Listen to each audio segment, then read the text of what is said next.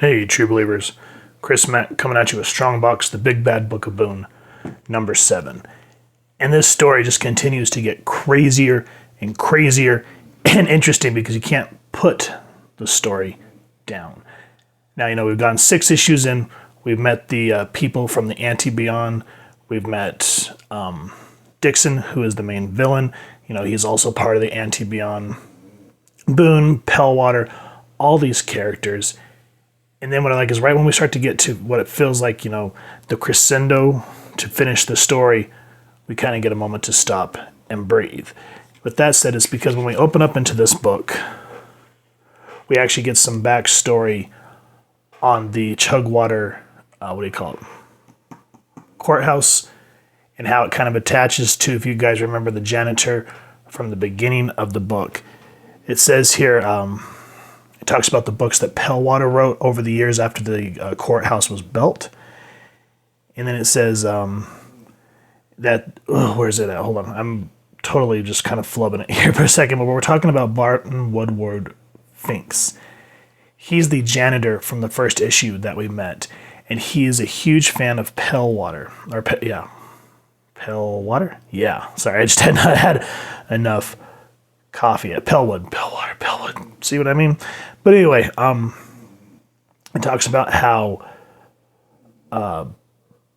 Woodrow is a fan of her writings.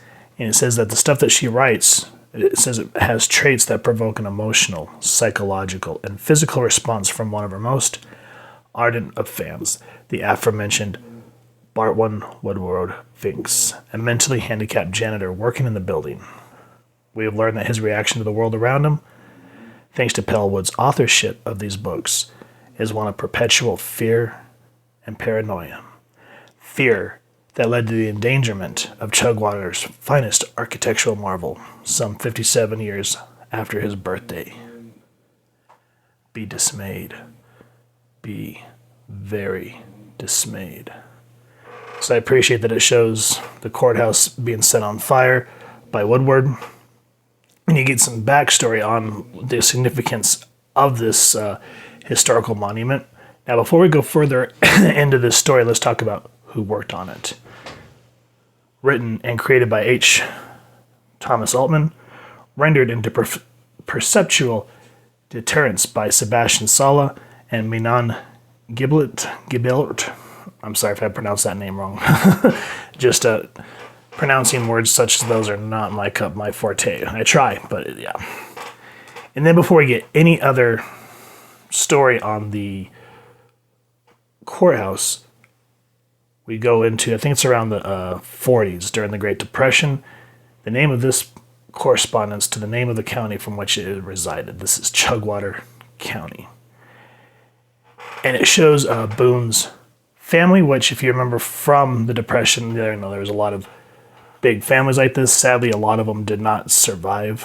But it says the Boon clan were of its poorest, yet finest residents.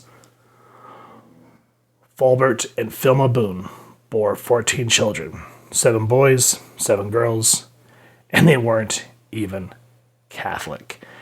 And they talk about how the dad worked at the sawmill from sun up to sundown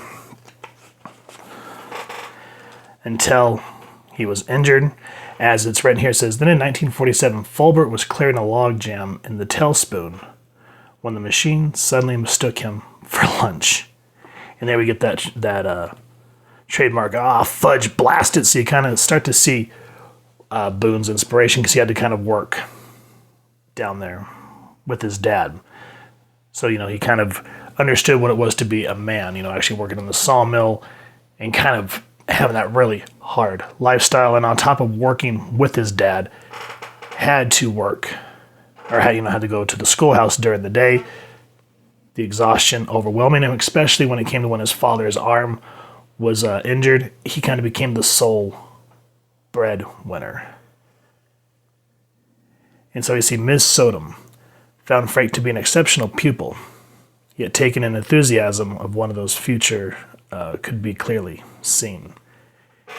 So she, this back in the day when teachers were, a lot of teachers may still be, but this is back, when they would hit you with a bell to throw stuff at you, smack your knuckles. And here we start to Where is it? Kind of see where Frank is going to become. He gets mad, leaves. And what I like, it says, ever since the events of that day, and Miss Sedholm herself are said to have varying accounts as to what they believe had happened. One swore was a twister come roaring up out of the schoolhouse out of nowhere. Another believed it was the trimmers made by the tires of a very heavy truck. Still, Miss Sedholm believed it was even diddlier than that. She believed in the irony of her words, that a fuse had been lit on some bomb meant to level the schoolhouse, Chugwater, and even possibly the USA itself. However, none of this conjecture was quite accurate. It turned out to be just a really pissed off Frank Boon, expressing himself in the same old-fashioned way most red-blooded American males tend to in a time such as this, by busting stuff. Or, more accurately, in the future Flying Eye Detective's case, by lifting small buildings off of their foundation and shaking them.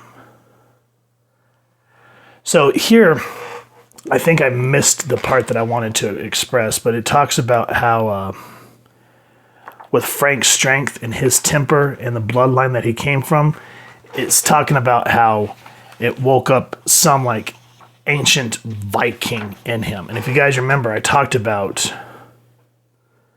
how to me he feels like a man at a time. Like he looks like he would be more the type of person that would be on a battle, like some ancient battlefield.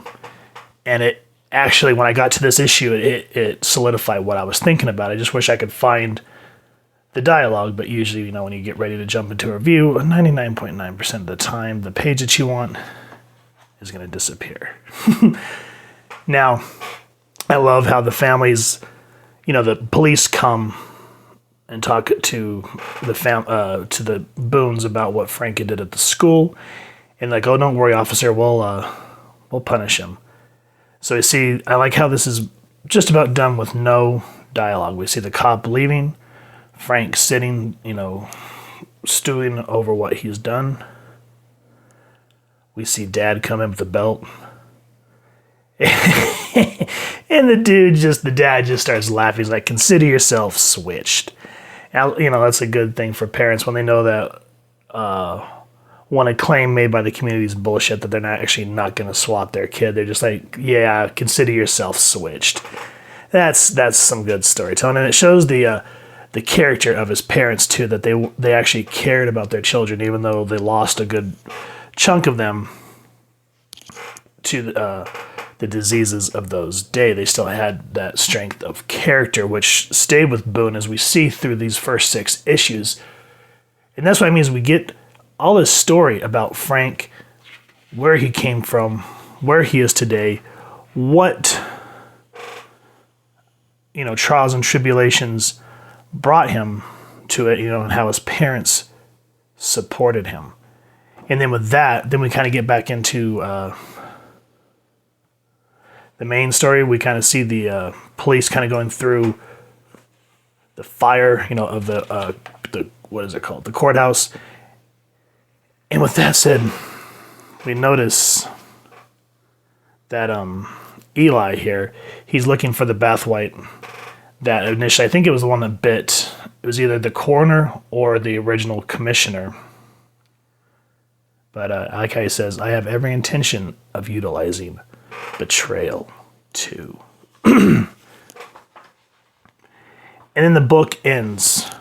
If you guys remember this gang of thugs from the first book, oh my god, this gets so violent. Dixon happens upon the gang, and you'd think that, you know, you kind of, there's a moment I will say that you actually hope that the thugs end up having a happy life, but that doesn't happen. What do I mean by that? Might I suggest that you guys pick up Strongbox, the Big Bad Book of Boon, issue 7, and read it in its entirety. It's a very interesting read, and like I said, again, it just takes a minute to let the whole narrative breathe and let you just see the inner workings of Frank Boon, the city in and of itself. Like what was I was reading something, I don't remember what it was, but a lot of writers that have written Batman talk about how Gotham's not just a city, you know, it's a character in and of itself as a whole. And, you know, I can't think of the word, but it moves and sways as Batman moves and sways.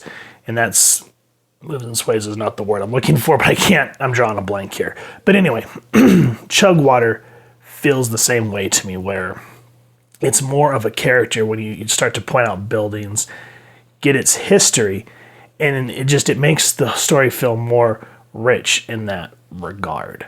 So I hope that you guys have enjoyed it. If you have, like I just said a moment ago, please first and foremost support your local comic shop. If they don't have it in stock, I will make sure to leave links down in the description where you guys can pick up all 8 issues of this series. Speaking of which, we only have one more. And that's why I've been kind of drawing these out, because I've been enjoying it and I don't want it to end yet. And if you guys have enjoyed this review, we really would appreciate it if you take a moment to hit like, share, and subscribe. Helps the club channel more than you could possibly know. And if you wouldn't mind hitting that fancy little boom bell next to subscribe, that way as we can continue to upload content, you guys get notified. Come to the channel, and we love talking with y'all and hearing your thoughts and feedback down in the comments below, or our social media pages, which I'll make sure to leave the links down in the description. So with all that said, thank you so much for stopping by. Hope y'all continue to have an absolutely amazing day reading, and happy hunting, true believers.